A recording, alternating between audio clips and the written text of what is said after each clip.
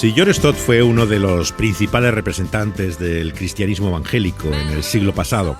No era por una agenda social, política que tuviera, era por su pasión por el evangelio.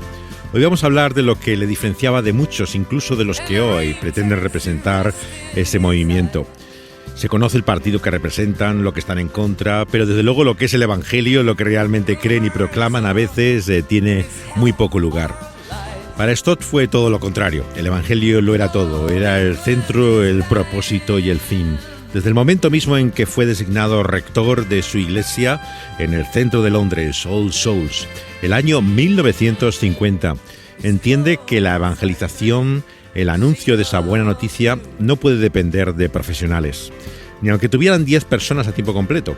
La prioridad era formar a toda la congregación para que fuera toda la iglesia la que llevara la tarea de compartir el evangelio.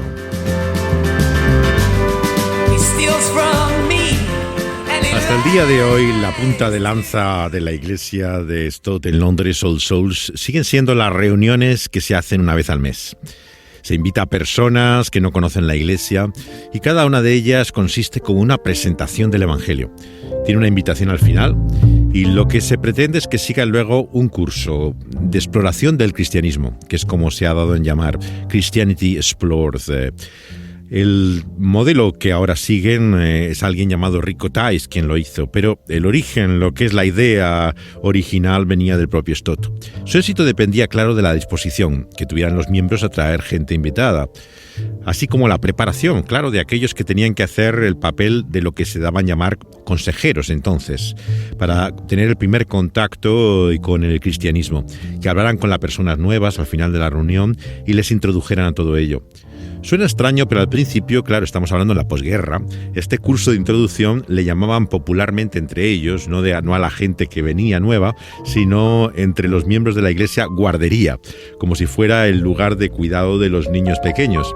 Porque la idea es que el nuevo creyente era como un bebé en la fe. Y por lo tanto también Stott empezó a llamarlo así.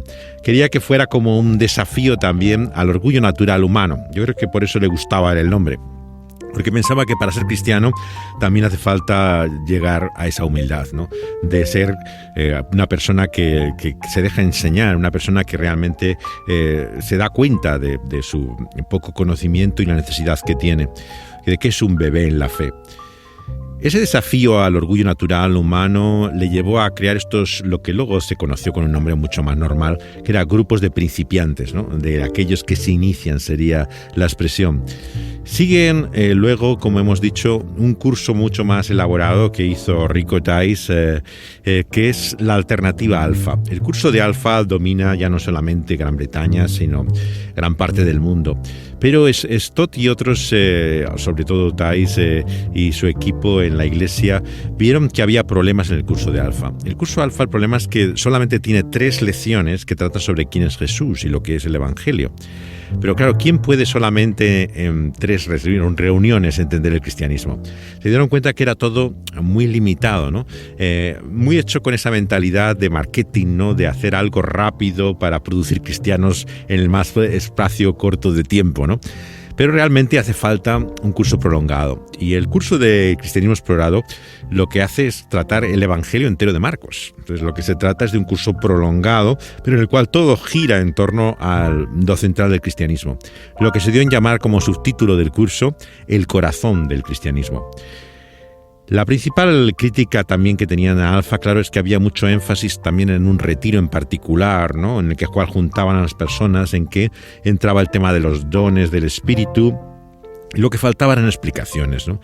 Se presumía demasiado por parte de la gente, ¿no? O sea, no había verdaderamente una fácil introducción a ello. Los responsables de estos grupos seguían un curso de medio año que tenía como 12 clases, ¿no? Sobre la teología del Evangelio, la vida personal del que lo comunica, la técnica práctica, y luego se publicó un sumario que servía como de formación para los que tenían incluso que dar las clases. Finalmente se graba en cintas Y estas grabaciones, que al principio eran en cintas abiertas, luego se acaban en cassette, ¿no? Que fue el siguiente modo de registro de ello, incluso en el extranjero empiezan a difundirse mucho. Hay una presentación hasta audiovisual que hizo al final ya de su vida Stott mismo del curso, y había un manual para el seguimiento de todas estas personas con instrucciones prácticas para cómo aconsejarlas. Stott tenía siempre esa habilidad sintética, ¿no? Para resumir cosas, y él todo lo convertía en A, B, C y D, ¿no? Y también le dio ese nombre. A, B, C y D correspondía, según las iniciales en inglés, claro, no en español, a las palabras seguridad, lectura de la Biblia, iglesia y detalles, ¿no? Con esas letras quería él resumir, digamos, la formación de los que iban a su vez a introducir al cristianismo, ¿no? Era también, los detalles incluían cosas, pues solicitar el nombre, la dirección, y también de acuerdo a la capacidad autocrítica del propio Stott, él vio que había dos debilidades en su propio sistema y las quiso corregir, ¿no? Estuvo 17 años primero de experiencia y luego hizo como una evaluación de lo que había hecho, que está en parte publicado por una conferencia que dio en la Universidad de Durham el año 1968, que estaba dedicado a temas de teología pastoral, y allí hizo su propia autocrítica. Stott observó que la supervisión no era la adecuada y que la delegación de responsabilidad a otros también hacía falta un seguimiento, que no se le podía dejar a la persona simplemente sin más supervisión. No se tenía en cuenta, además, en segundo lugar, que los miembros de la Iglesia que no entraban en el sistema se les desalentaba, o sea, de alguna forma, como no estaban dentro del esquema del curso, pues no hacían nada al respecto. Entonces, él se dio cuenta que esto era un problema, porque había que crear una espontaneidad. La gente tenía que seguir teniendo el estímulo para hacer algo, aunque no fuera formalmente, estructuradamente en un curso, ¿no? Y se crea además una división innecesaria en la Iglesia, entre los que estaban en ello y los que no estaban fuera, entre los comisionados para la tarea y los que no lo estaban, y distingue tres ventajas que había en la experiencia que habían tenido. Por un lado, el trabajo en equipo, que fue siempre muy importante para él, el hecho de que no fuera una tarea individual, el aprovechar las oportunidades también que tenía en las ocasiones, y el papel de afirmación que tenía para los que eran comisionados, que de alguna forma tenían esa seguridad de la que hablaba la primera letra, assurance en inglés, ¿no? Y a sus propios ojos y también los de los demás. En algunas reuniones especiales que había siempre regularmente, una vez al mes creo que era, por la tarde, el culto que había en la iglesia, había también entrevistas en que alguien cristiano de cualquier aspecto de la vida era entrevistado, sobre todo si eran gente interesante o reconocida, ¿no? Y había unas breves intervenciones musicales como la del cantante que vamos a escuchar. Si hubo una figura comparable a Elvis Presley en Inglaterra en lo que fue los años 50, fue sin duda Cliff Richard. Cliff Richard llegó a la fe evangélica también muy tempranamente, en los años 60, y tuvo una estrecha relación con la iglesia de John Stott. Y habitualmente con una guitarra, él simplemente acústica, cantaba canciones, pero claro, la gente que le conocía por su música con los Shadows, el grupo que le acompañaba habitualmente, y de él en Eurovisión fue conocido, ¿no? Por su Congratulations, le llegaron a llamar en España y en todo el mundo Mr. Congratulations por aquella canción de Eurovisión, pero él era toda una figura, hizo cine, era conocido en la televisión, ¿no? Y había en la iglesia, incluso cuando yo estaba allí, colas ese domingo por la tarde de gente esperando para entrar al culto, porque él iba a cantar algunas canciones entre medio. Esta es una de las de aquella época, precisamente la que hemos escuchado en una versión instrumental de Charlie Haydn. Aquí la hace el propio Cliff cantada. Take my Este es el clásico gospel, Precious Lord, Take My Hand, Precioso Señor, Toma mi mano, que ha sido interpretado por múltiples artistas, pero aquí está en la voz de Cliff Richard, también alguien que contribuyó mucho a esas actividades de testimonio en la iglesia de John Stott en All Souls. Un día el columnista del New York Times en Estados Unidos, David Brooks, se preguntaba ¿y quién es Stott, no? Este periodista, que era judío, se extrañaba de que los medios de comunicación escogieran lo que él llamaba bufones, ¿no?, para representar el cristianismo evangélico, y daba vergüenza escucharlo, ¿no? Y de repente un día se encontró con esto, ¿no?, en Estados Unidos, y dijo, ¿cómo es que este hombre, que es tan amistoso, tan amable, cortés, que es natural, humilde, y sobre todo, fíjense cómo le identificaba a este periodista judío, es autocrítico, dice, pero a la vez, dice, da confianza, gozo, optimismo, ¿no? Dice, para alguien no cristiano como soy yo, dice, realmente no tiene comparación con los que se presentan muchas veces como representantes del cristianismo evangélico. A él le llamó la atención de Stott que no creía que la verdad fuera plural, que hubiera muchas verdades, ¿no? Y esto le asombró, que no relativizaba el bien y el mal, que era una persona que tenía convicciones, que no pensaba que toda fe fuera igualmente válida, dice, ni que la verdad fuera un logro humano, sino una revelación. Le sorprendió la confianza, la gracia con la que hablaba de la verdad del Evangelio. Well, we begin today this 4-sermon series entitled The Foundation Text.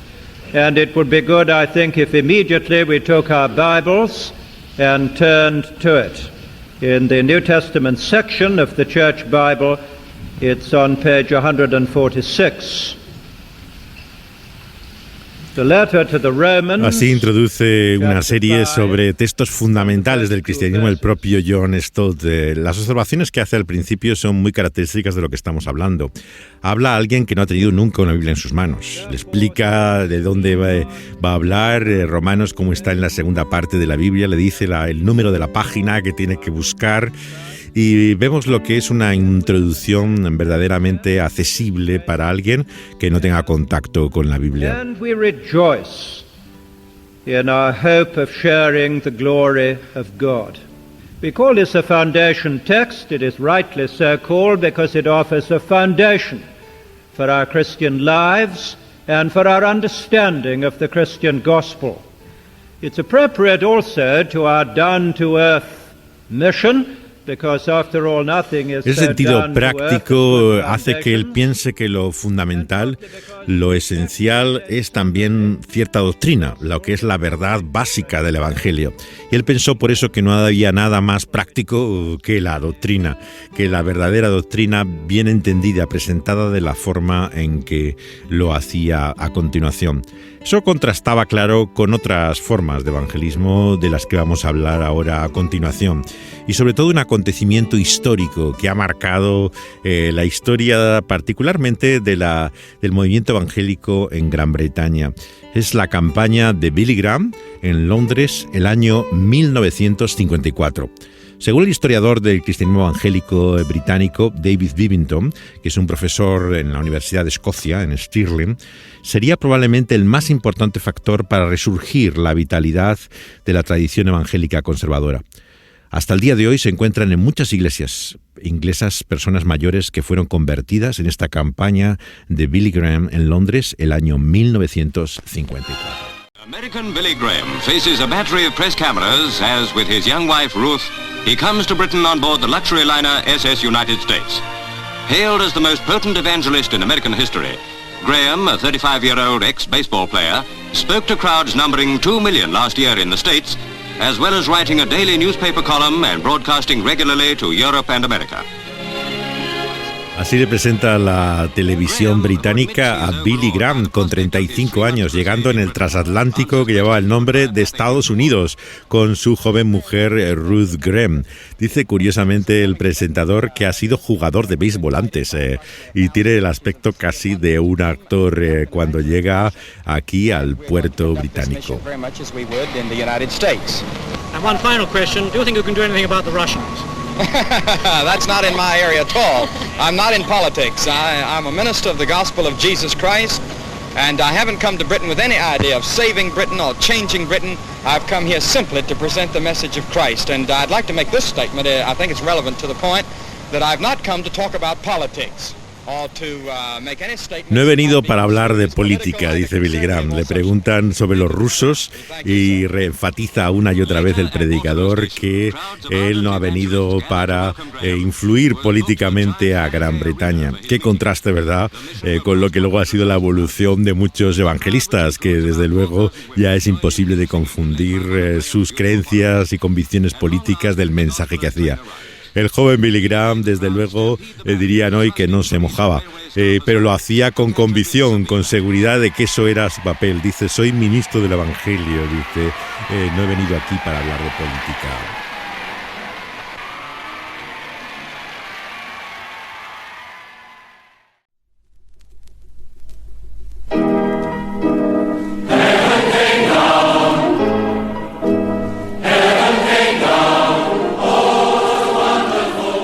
Así se presentaba el coro de 2000 veces, ensayando para la gran campaña que iba a haber en el estadio de Londres. Entre las multitudes, Billy Graham llega como si fuera un artista pop para ser rescatado por la policía de lo que era una masa que pugnaba por verle.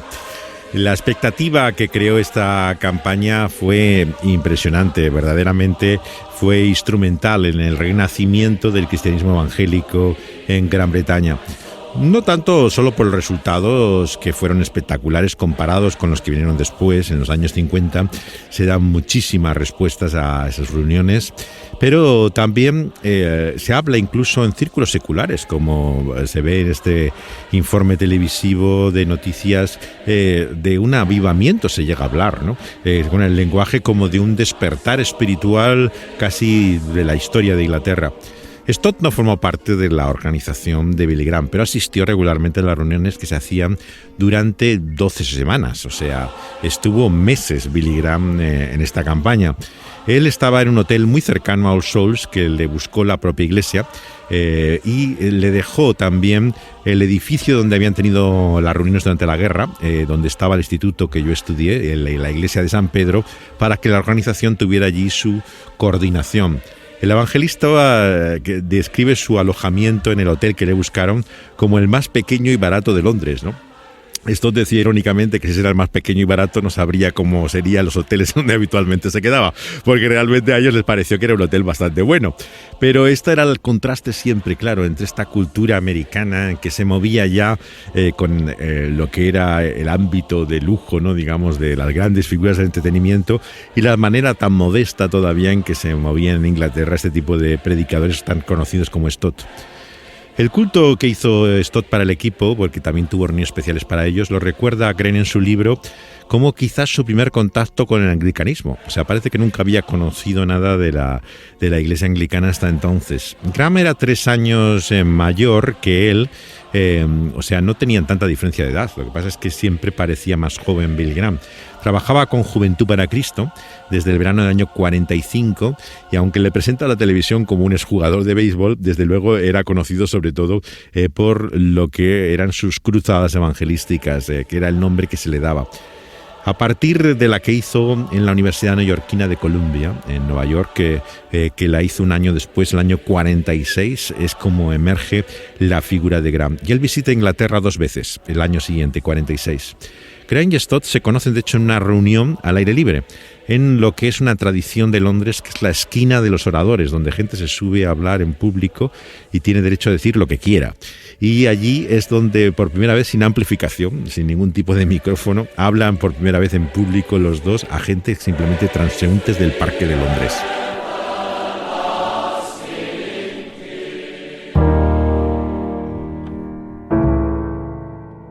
Graham y los predicadores americanos siempre se asombraron de lo frugal de la vida de Stott, cómo eran sus condiciones de vivienda, y cuando le invitaban a Estados Unidos, ciertamente que él tenía que parecerle también escandaloso la forma lujosa de vida de ellos.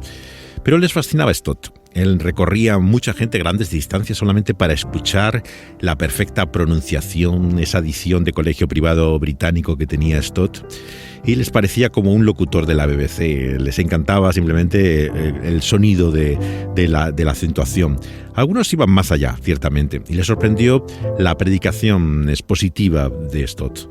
Como Martin Lloyd-Jones, el médico galés también conocido en Londres en aquellos años, no solamente explicaba el texto, sino que seguía de forma consecutiva diferentes libros de la Biblia. Él solía hacer secciones más amplias, por ejemplo, que el doctor, que generalmente tomaba a veces un versículo y hacía 3 o 4 sermones del mismo. Pero, sin embargo, Stott tomaba más bien textos un poco más largos, más extensos, y hacía a lo largo de ello no un estudio verso a verso, ¿no? Sino realmente era una predicación, era un sermón. Muy diferente, por ejemplo, al tipo de estudio bíblico que hoy hacen predicadores americanos, que también le suelen llamar expositivo, el caso de MacArthur, ¿no? Pero que realmente no es un sermón al estilo de lo que podía hacer Stott o Lloyd-Jones. Se entiende de forma diferente la predicación expositiva en Europa que en Estados Unidos.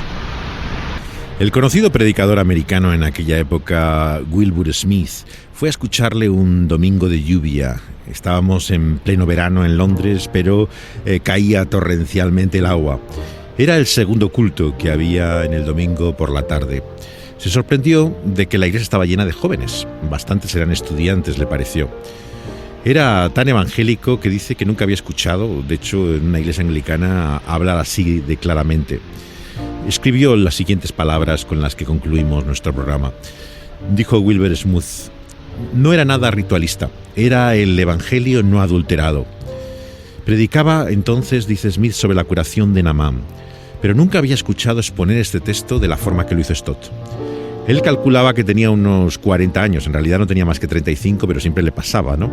De hecho, hay una conocida anécdota, ¿no?, de una vez que fue a Argentina, ¿no?, y le calcularon que tenía 70 años, cuando tenía ya 50, pero esto estaba acostumbrado. Pero lo que le sorprendió era el énfasis. Hay una cura, hay una medicina para esa enfermedad, que es el pecado. Y esa sanidad es Cristo, como el Cordero de Dios. Es su sangre derramada en el Calvario, el remedio a nuestro mal. Es la pasión por el Evangelio de John Stott. Seguiremos hablando de ella en el próximo programa en relación con este acontecimiento histórico que fue la campaña de Billy Graham en Londres en los años 50 y la relación que Stott también tuvo con él a partir de ese momento. Eso será en esta serie que tenemos por el centenario de John Stott.